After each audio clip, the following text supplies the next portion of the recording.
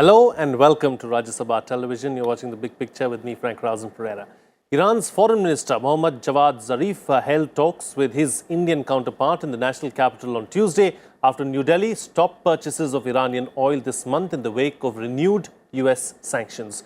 Zarif, who is on a two-day visit to India, has said that the US is unnecessarily escalating tensions. India was Iran's top oil client after China, but halted imports after Washington reimposed sanctions on Iran and later withdrew waivers to 8 nations, including India, which had allowed them to import some Iranian oil. Washington wants to block Iran's oil exports after US President Donald Trump pulled out of the 2015 accord between Iran and 6 world powers to curb Tehran's nuclear program. The sanctions have more than halved Iran's oil exports to 1 million barrels per day or less, from a peak of 2.8 million barrels per day last year. According to media reports, Iran is insisting on exporting at least 1.5 million barrels per day of oil as a condition for staying in an international nuclear deal. On this edition of The Big Picture, we will analyze the way forward for the India-Iran bilateral relationship. Joining me on the program today are Ashok Sajanhar, former ambassador, Professor Harshvi Pant, Head Strategic Studies, Observer Research Foundation, and Major General Dhruv C. Katoch, retired Director, India Foundation. Thank you to all my guests for joining me on this edition of The Big Picture. Ambassador, I'd like to begin the program with you. You know, after the US sanctions kicked in and India stopped importing oil from Iran, what is the status of the bilateral relationship between the two countries, India and Iran? You know, the bilateral relations, of course, are under some stress, because India has been, as you mentioned, the second largest importer of oil from Iran. But of course, if you look at the totality of the relationship, our relations between India and Iran are truly historical, are truly civilizational, are truly cultural, whether in the field of art, music, cuisine, culture, architecture. You know, there's a very long history that binds the two countries together. And if we are looking also in the current day scenario, energy security is of course a very important element of our bilateral relationship. But in addition to that, there are also many other strands. For instance, India has been engaged in Chabahar for a long time now.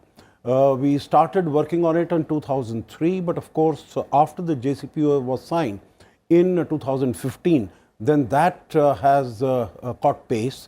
Because when Prime Minister Modi visited Iran in the middle of 2016, that was the time when also the President of Afghanistan, Ashraf Ghani, he was also invited, and a trilateral deal was signed basically on expansion and on renovation of Chabahar. And that was done from May 2016 when the Prime Minister visited till December 2017. In 1.5 years, the capacity of the Shahid Baheshti seaport Phase 1 was expanded from 2.5 million tons to 8.5 million tons. So that has started working. We have started exporting wheat and other commodities to Afghanistan using that. And of course, it is very important because it also gives us an access to Central Asia, and from Central Asia to Russia and to Europe, because we are not allowed access through Pakistan. So this is a very strategic asset as far as India is concerned. And of course, it makes great sense as far as Iran is also concerned, because it provides it with an access also, and possibility of reaching out to Russia and to other countries. The international North-South transport corridor also, on which discussions have been going on for a long time. So that also has been taken up, and much more work has been done. That also started at the end of the 1990s. But right, again, it took speed only over the last 3-4 years. So that's also very important. It takes from India, from Mumbai or Kandla to Bandar Abbas, and from there to Azerbaijan, Baku. And very recently, one particular 150-kilometer long railway link from Kazvin to Rasht that was missing, that has also been inaugurated. So, you know, it provides full connectivity from Bandar Abbas to Astrakhan, to Baku in Azerbaijan, Astrakhan, and then beyond to Russia and to. So, these are important elements. Then, if we look at the situation in Afghanistan, there also Iran is an important partner, because like India, Iran also wants that there should be the peace and reconciliation process that has been going on it should be an Afghan-owned, Afghan-controlled process there. And both India and Iran and also Russia, in the 1990s, we were supportive of the Northern Alliance against the Taliban. But today we find that both Russia and Iran are looking at cutting some sort of a deal for entirely their own reasons. But definitely they want a peaceful solution, quick solution, which is maybe Taliban also becomes a part of that, but the interests are similar. Right. And in addition to that, of course, there are a large number of other areas on which we can cooperate. When the Iranian president came here last year in February 2018, then also we try to take the relationship forward. Sure. So barring the oil element because of the US sanctions, but there are some ways that are being discussed as to how to skirt it and how to get around it. Right, right. That having been said, General, I'd like to bring you into the picture now. You know, waiver as far as Chabahar is concerned, but no waiver on oil as far as the US sanctions are concerned. Why is that so, do you think? Well, you see, Chabahar is important to the Americans also because, as the ambassador very rightly pointed out, now that is providing you the link to Afghanistan. And I think when you're looking at the American interest in Afghanistan, they're also looking at a situation sometime not far in the future by which you can actually sideline Pakistan. Now, while the Americans may have their differences with the Iranians today, it is not necessary that they will have such differences tomorrow. So putting a stop on Chabahar is certainly not in the long-term interests of the United States. Right? If you actually stop it, I think, and you come on to, say, 3 years down the line, onto a peace treatment or on a better terms of engagement with Iran, then I think they will rue the fact that they actually had put a stopper onto Chabahar. So having said that, that is one point. I think the second thing is that the Americans are looking for a quick getaway now from Afghanistan. I really don't know how that is going to happen because while Ambassador Sajjanar very rightly said that the Chinese and the Russians too have their interests, including the Iranians. But if you want to get the Taliban on board, there is no way in which you can get the Taliban on board along with the present government. It is either one or the other, right? So the thought process that you can get both on board and both can run the government together, I think it is a pipe dream. It is not going to happen. Perhaps the better course would be to ensure that the present government in Afghanistan becomes a strong government and is in a position to take on the Taliban on its own with some sort of external support from the Western powers, including the United States. That, in my view, would appear to be a better option. If that option also has to be exercised, and you don't want Pakistan to be in the picture because Pakistan is very firmly behind the Taliban, then again the Chabahar port becomes very important because that is your only route which can actually put in resources into Afghanistan. So I think that is why the Americans are looking at it, looking at Chabahar in a slightly different way. As far as the oil is concerned, you see, oil is something which is giving revenue to Iran. If they choke Iranian revenue, I think they'll be in a position to force them to come to the negotiating table. And I think that is where the danger lies as to how far will the Americans go and how much can the Iranians take. Are the Americans only looking for a regime change, or are they looking for something more? And what exactly or how exactly will the Revolutionary Guards operate? And what will the Iranian government do? I think there are many question marks still in this equation, but if it leads to conflict, then I'm afraid that the situation, especially for India, is going to be catastrophic.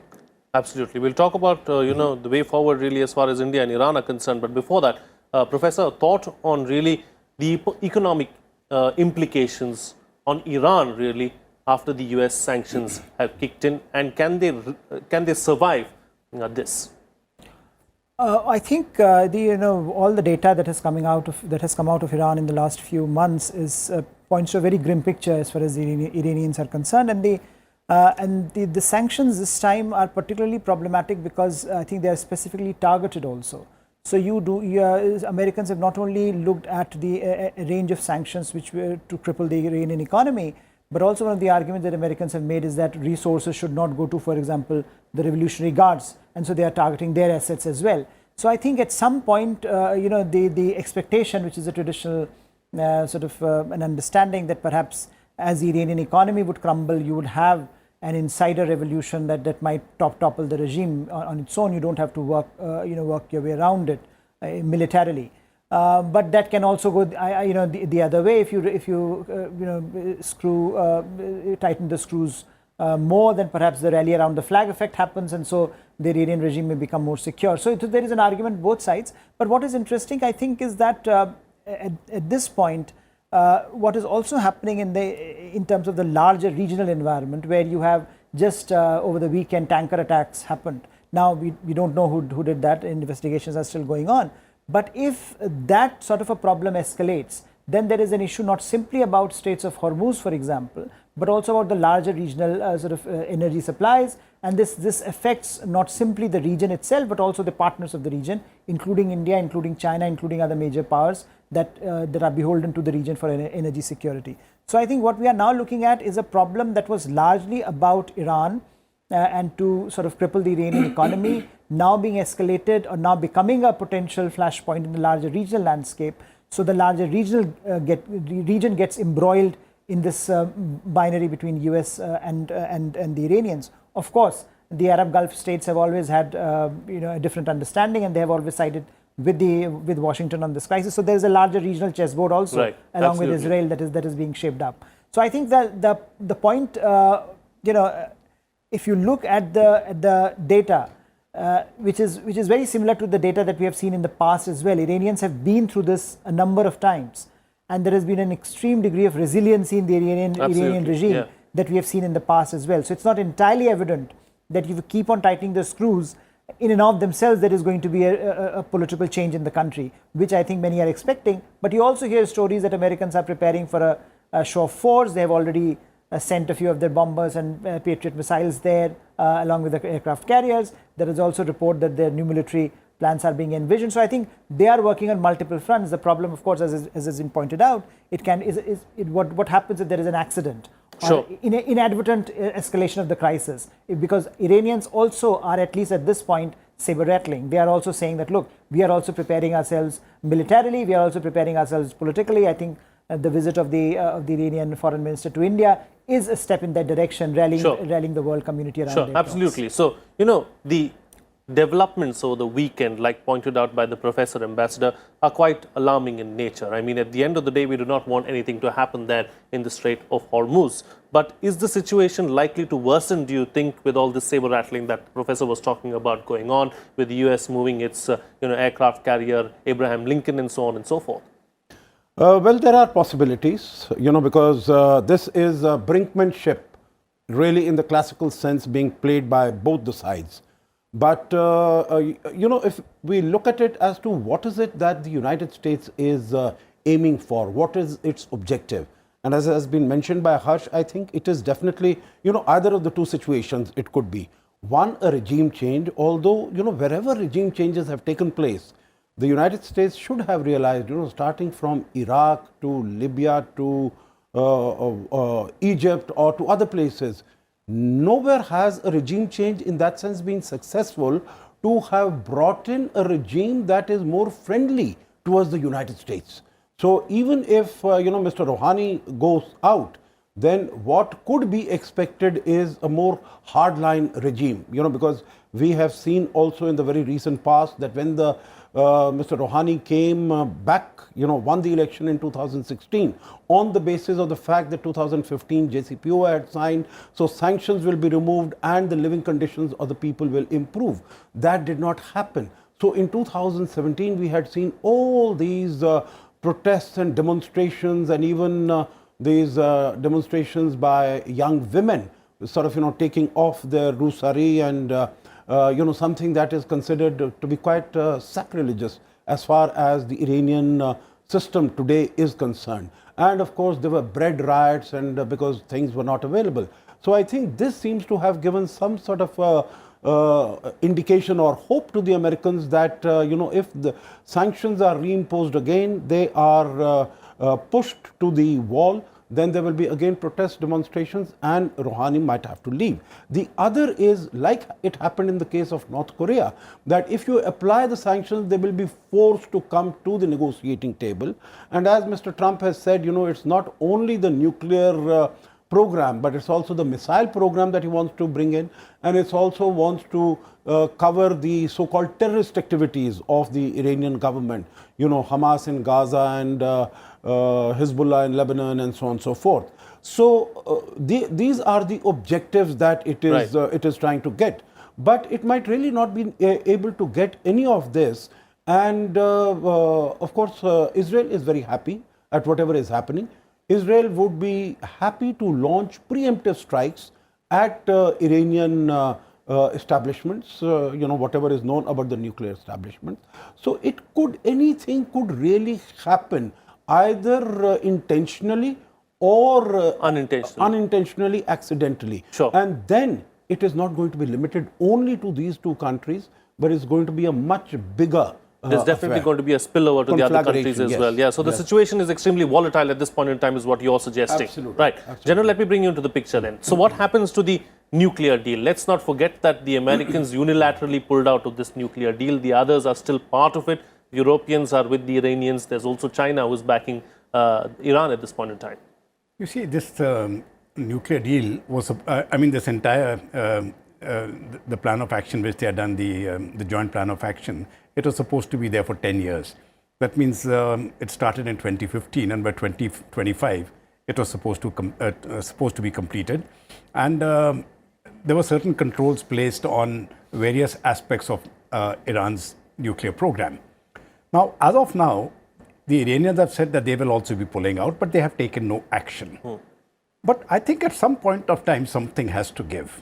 You see, I'm not very certain if Iran would like to go through and stand up for nuclear power or to make nuclear weapons. That is something which I think is not even in India's interest. We do not want a nuclear weapon Iran. I think that one point is quite clear. At the same time, we don't want the issue to go out of control. So can India actually play a mediatory role between the Americans and the Iranians on this particular issue? I'm not really sure as to how far that can go, because I think Iran is very, very self-centered. It's a question of national prestige now. And once it comes to national prestige, then I think all other considerations generally, when you're looking at the larger strategic picture, once the nation comes in and your self-pride or something comes in, then people really don't care about the consequences. And I think that is where the larger danger lies. This nuclear program is a problem. And I think it will be wise on the part of both the United States and Iran to work their way around it. The other problems can be handled, like when we are talking about their support to the terrorist faction, the Hamas. That is really Israel's concern. But I think that can be handled. This is something which Israel is very, very sensitive about. Right. Their missile program and their nuclear program. And for the Israelis, they look at it as life-threatening, because they feel that this country can actually do it. Pakistan has also got nuclear weapons, but I think Israel is reasonably certain that Pakistan is not going to harm them in that way, in which Israel will. In which Iran will. Because you see, the problem is that the Iranian leadership has time and again made such statements wherein they have said that they will destroy Israel. Now, when you look at it from the Israeli point of view, they say, and I've spoken to quite a few people in their hierarchy in Israel, they say that if the Iranians say they are going to destroy us, it will be foolish on our part not to believe them.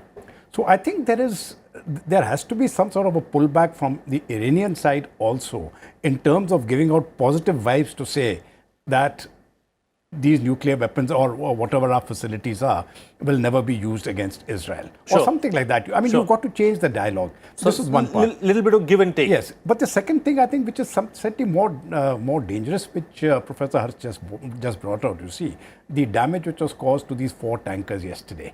I think it took place yesterday or day before yesterday. Now, this took place off the coast of Fujairah, and I think it is very significant because out of the 4 tankers, 2 of them were destined to carry oil for the United States. Right. Right. That means they were going in for the carriage, and that is the time when this damage took place. One is a Norwegian, and the 4th one, I'm not really sure that those details haven't come out. But I think this points to Iran has denied any hand in it, and Saudi Arabia has also not accused Iran. So up to now, we are at a status quo position. But we really don't know who has done it. And has this been done actually to create friction between the United States and Iran? Now, we really don't know that, because regardless of what can happen, a third country can really come in to play the spoiler between the two and make them fight. Absolutely. And my biggest fear is that should a conflict erupt in this region, I think the only option as far as the Revolutionary Guards are concerned is they will close the straits. Right. And if they close the straits, then you see the Indian oil supply, when we're talking of oil from Iran, as it is, we have stopped it, the oil from Kuwait, the oil from Iraq, all that becomes problematic. Sure. It won't really be a problem to Saudi Arabia. It is not a problem to the United States. Right. They're not importing any oil from here. They're self-sufficient. Yeah. But I think it's going to be a very serious. The country most affected will be India, and I think we should actually try to put in all diplomatic efforts to see that the region remains stable. Sure. Let's talk about India now, Professor. Jawad Zarif is in India even as we speak at this point in time. So, how do we take the bilateral relationship forward? What are our options really? Well, partly, I think, as has been explained, there is a real issue here in terms of the very immediate crisis that is brewing in the region, and the costs that it will impose on India if this bilateral issue between US and America becomes a larger regional issue. And here, we are not simply talking of big players. We are talking of Saudis, we are talking of the Israelis, we are talking of UAE, all of them coming into play, and basically, shattering India's energy security. So there are huge issues as far as India is concerned on the table, and one would hope that some of this, concern would be conveyed to the Iranians themselves, because Iranians also have been making a lot of very provocative noises, especially when when you talk of a bilateral irritant and you give it a regional shape. So the moment you say we will close the Straits of Hormuz, which they have threatened, it becomes a larger problem. Now, from their perspective, perhaps you can understand it that they don't have much any other leverage, so they are using it in terms of saber rattling. But I think the message it conveys to the rest of the world is that you are taking a bilateral problem and you are then imposing it even on countries like India, which have been traditional friends. So I think there is an issue here which needs to be conveyed very categorically to the Iranians, that this would be unacceptable if this happens. Similarly, I think given that India has very strong ties with the US, the question is what India can do to leverage those ties in articulating a more responsible regional framework. I think what is interesting here, if you have seen, is that there is a sense of despondency in Iran as far as the international community is concerned. They initially thought that the European Union would play a very important role in articulating a response to American withdrawal from JCPOA. And so far, European Union has come to naught. They have not given any singular feature which perhaps can alleviate some of these concerns. They have not come out with an alternative mechanism of payment, which was one of the demands of Iranians. And I think now they have given the European Union 2 months to say that you do something in 2 months. Otherwise, we are just moving out of the JCPOA. So I think there is that despondency that is setting in. And also what is interesting is China's role. Right. Because see, we are still a small player as far as Iran is concerned. China is a huge player. But if you look at China's voice, they have not said much. And you can understand that they are having a trade negotiations with Washington. So there is a separate track there. And I think unless Chinese speak up, you don't see the rallying effect is not going to happen in the region. So I think in a way, Washington has played its cards very well, that they have escalated this question at a time when they hold cards vis-a-vis the Chinese, who are perhaps the most important player today in the Middle East. Right. So I think India's role becomes important because India is away from this. India can certainly take a more dispassionate view of these developments, and as friends of both US and Iran, perhaps can play a more significant role if the crisis escalates. Yeah. Closing comments now from all my guests on that very line itself, Ambassador. So is it a tough tightrope walk for India going forward? It is indeed a tough tightrope walk, and I think India's diplomacy is going to be tested to the full. We'll have to be sort of both subtle and also quick and nimble-footed, because, in addition to the energy security in terms of, getting Iranian oil, which our refineries need, even if the Iranian oil was not coming, we would be able to meet that shortcoming, because, the United States has said that it would be able to send its oil, and some of our refineries which use Iranian oil can use Saudi oil, can use Kuwaiti oil, can use oil from UAE also. So in terms of importing Iranian oil, it's not that much of a problem.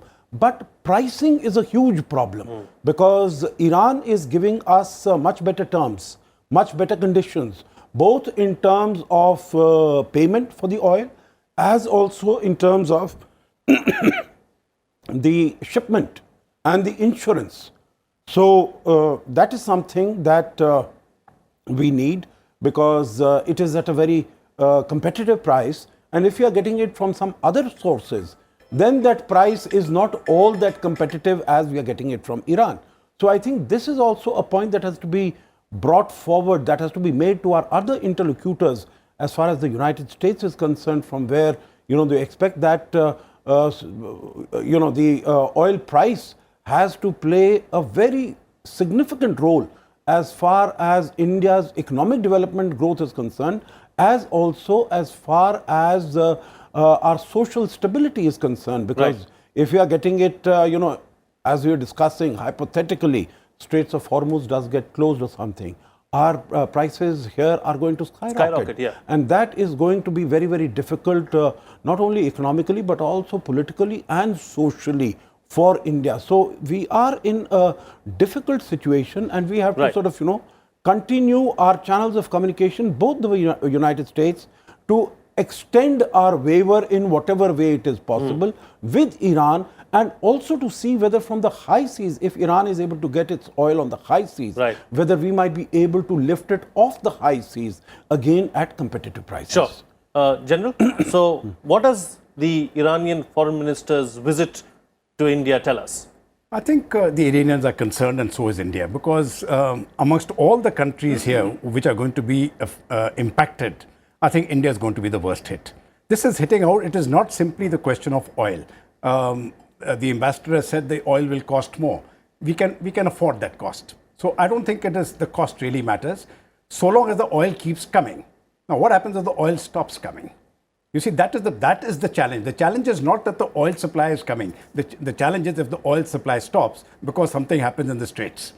The second part of it is that we have got a very large number of Indians working in the Gulf, and the remittances are something like $50 to $60 billion per year. That accounts for 3% of our GDP. Now, if those remittances stop, then we get a double whammy. So I think we are looking at a very, very serious situation for India. I think Indian diplomacy has to be at its very best. I'm absolutely delighted that the elections are about to be over so that people can actually start devoting attention to this crisis which is looming. This is going to be the first and the most important crisis which has to be handled by the next government. And I think they would have to get down to it immediately. Sure. And Professor, close the show for us with the concluding remarks. Well, clearly, as I think the two panelists have pointed out, there is an immediate problem. If there is a crisis, what do you do with your energy security? What do you do if the straits are closed, and what are your options? I think, apart from that, Indian foreign policy would be tested, because so long there has been an assumption that, look, we have been very, very good, nimble in Middle East. It has been the high point of Indian diplomacy. We have managed our relations with the Arab Gulf states, with Israel, with Iran, all at the same time. I think now, as the situation becomes problematic, it would be very interesting to see how this cookie crumbles as far as Indian foreign policy is concerned, because India will have to make choices, and India will have to stand with one side or the other, because this is a very complex game that is being played out. And if the crisis escalates, then you can see the Arab Gulf states, Israel and America standing on one side and Iran on the other. I think it would be very interesting to see what India does. Absolutely. It will be interesting to see what happens really, and probably one of the toughest challenges that the next government will have to take on as soon as it comes to power. That's what the panelists, at least here, are suggesting. With that, it's a wrap on this edition of The Big Picture. Thank you to all my guests for joining me on the program and putting things into perspective for us. That's it from me. See you again next time.